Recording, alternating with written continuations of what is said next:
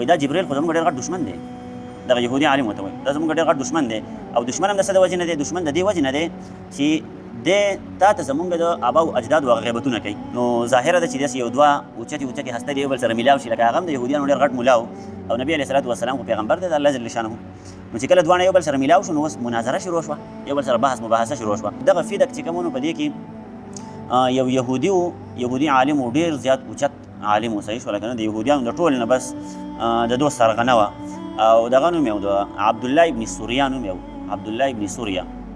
دا یو ډېر اوچت عالم و او په دغه علاقه کې اوسېدو. نو دا فیدک دا ډېر زیات مشهور و د دغه ملا د وجې نه، یهودي عالم و د دغې د وجې نه مشهور و. او په دغه فیدک کې د دوی یو کالج و، لکه اوس چې دا کوم کالجونه دي داسې د هغه وخت کې هم کالجونه وه. نو د هغوی یو کالج و د یهودیانو او بیت المدارس په نوم باندې، بیت المدارس نوم یې و د دغه کالج. او په دې کې به دې دا سوریا چې کوم و د ابن سوریا نو دې په یوه سترګه باندې ړوند و، صحیح شوله؟ لکه دجال په شانته یوه سترګه کڼه وه، کار یې نه کوه. او ده به داسې کار کوه چې خلکو ته به یې هسې بکواسات ورښودل، خلک به ورته راتلل د خپل مذهب خلک او دو ته به غلطې خبرې ورښودلې. لکه دا خبرې به ورښودلې چې هلکه تاسو لاړ شئ او په دې پیغمبر باندې د پلانکې اعتراض وکړئ او د پلانکې سوال ترې وکړئ، یا لاړ شئ او د ابوبکر صدیق رضی الله عنه نه دا سوال وکړئ او دغه ترې وکړئ، لاړ شئ د علي رضی الله عنه نه دا سوال وکړئ، عثمان نه دا سوال وکړئ. دا خلک به یې رادوسارول په څه طریقه باندې د پیغمبر علیه الصلاة والسلام خلاف، د ده دا کار و. نو پیغمبر علیه الصلاة والسلام یو موقع باندې داسې موقع راپېښه شوه چې نبي علیه الصلاة والسلام وی چې یاره زه ورځمه دغه فیدک ته ورځمه دوی د کالج ته، ځکه دلته خو ماله ډېر شي خلک راځي هغو له خو زه دعوت ورکوم د دین اسلام، خو دغلته چې کوم دی نو تعلیم یافته خلک اوسېږي په دغه کالج کې. نو زه به لاړ شم او دغه خلکو ته به هغه خپل دعوت ورسومه، صحیح شوله که نه؟ نو د دې خبر نه ګوره دا هم ثابتېږي چې هلکه د دعوت و تبلیغ دا کار چې کوم دی که نه دا د یو ځای پورې خاص نه دی، یا په مرکز کې کېږي یا په جومات کې کېږي یا په بازار نه ځي، نه دا عالمي کار دی، صحیح شوله که نه؟ په ټول عالم کې به کېږي، په هر ځای کې به کېږي او پابندي هم نشته چې هلکه دلته به ورځي دلته به نه ورځي، نه ځي نه، صحیح شوله؟ نو دا عالمي کار دی. د دغې وجې نه پیغمبر علیه الصلاة والسلام په دې مقصد باندې لاړو چې زه لاړ شم او دغه یهودیانو ته به دعوت ورکړم، دا کوم تعلیم یافته یهودیان چې دي. پیغمبر علیه الصلاة والسلام چې هلته لاړو نو اوس اتفاقا دغه عبدالله ابن سوریا چې و نو دی په هغه ځای کې موجود و. نو ظاهره ده چې داسې یو دوه اوچتې هسته دي یو بل سره میلاو شي، لکه هغه هم د یهودیانو ډېر غټ ملا و او نبي علیه الصلاة والسلام خو پیغمبر دی د الله جل شانه. نو چې کله دواړه یو بل سره میلاو شو نو اوس مناظره شروع شوه، یو بل سره بحث مباحثه شروع شوه او بس دا تپوسونه کېدل. نبي علیه الصلاة والسلام چې به ترې د کومې خبرې تپوس کاوه بس ده به وایي لا ادري، خاموش به پاتې کېدو، بس ما له دې جواب نه راځي، د هرې خبرې په جواب کې دی خاموشه کېدو. نو په اخره کې تنګ شو، راولګېدو په نبي علیه الصلاة والسلام باندې یو سوال وکړو، وایي تا ته چې دا کومه فرشته دا دغه راوړي دا وحي راوړي د دې فرشتې څه نوم دی؟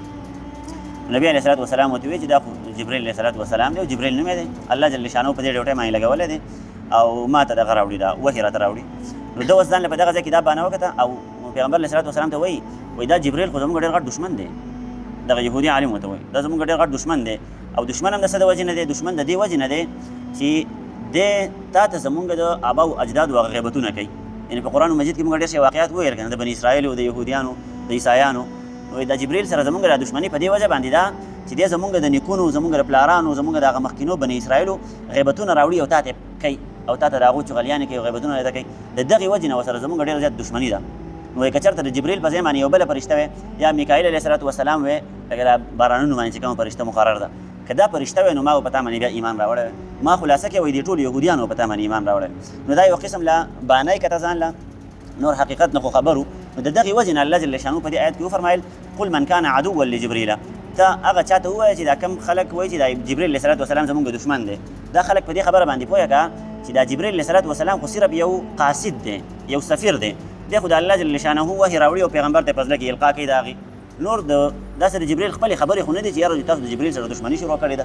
جبرایل خو صرف قاصد دی او سفیر دی. او ګوره د دنیا قانون او قاعده هم دا ده چې یو سفیر د یو ملک نه بل ملک ته لاړ شي که نه نو هغه ته به څه نه وی، صحیح شوله که نه؟ دا بین الاقوامي قانون دی او دا د هغه وخت نه را روان دی، دا اصول دی، قانون دی. د یو ملک سفیر راولګېدو بل ملک ته لاړو یا قاصد راولګېدو بل ملک ته لاړو په څه کار باندې، نو هغه ته به دغه ملک والا څه وایي نه، قتل کوي به یې نه، قید کوي به یې نه. نو دا قانون په هغه وخت کې هم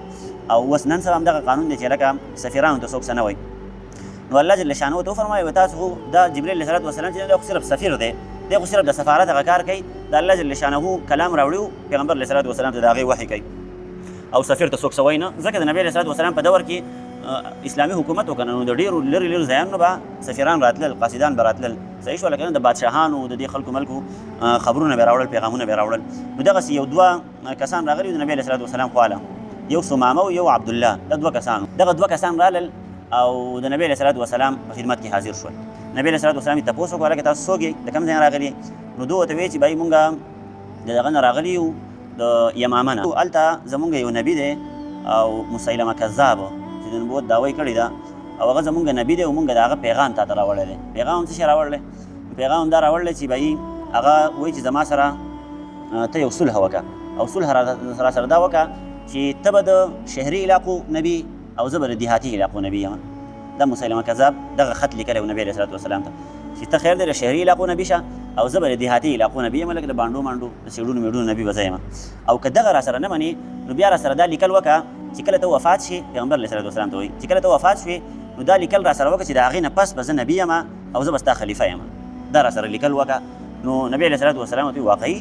دا داسې کس دی مسیلمه او دعوی کړی د نبوت او تاسو هغه رالیږلي واقعي نو ده ورته وایي چې او تاسو په ایمان راوړی دی چې موږ په ایمان راوړی دی زموږ نبي دی نبی علیه صلات وسلام ورته وفرمایل په ابو داود شریف کې غالبا حدیث دی چې که چېرته دا قانون نه وی که نه دا قانون چې هلکه سفیرانو ته به څوک څه نه وایي سفیران به نه قتلولی کېږي او قاصدینو ته به څوک څه وایي نه نو ګوره په دې ځای کې به تاسو ما ډایرکټ قتل کړي وای اډو پروا مې هم نه کوله د دغې وجې نه هغه کسانو ته څه ونه وي او هغه یې پرېښودل ځکه چې دا قانون دی چې هلکه دغه دی د سفیر ته به څه نه وي او بله خبره دا ده د ختمي نبوت خبره ده نو که ستاسو دې کس د نبوت دعوه کړې ده او دې ځان ته پیغمبر وایي نو ګوره د پیغمبرۍ دعوه چې چا وکړه د هغه دپاره دا قانون دی چې دا سړی به قتلولی کېږي صحیح شوله که نه د ده سر به د تن نه جدا کېږي خو تاسو چونکې سفیران یې تاسو ته ځکه څه نه یم بهرحال تاسو ځئ او د هغه سره بیا په خپله موقع باندې راکاو په دې کې ډېره زیاته موده تېره شوله نبي علیه صلات وسلام وفات شوی و ډېره موده تېره شوه عبدالله ابن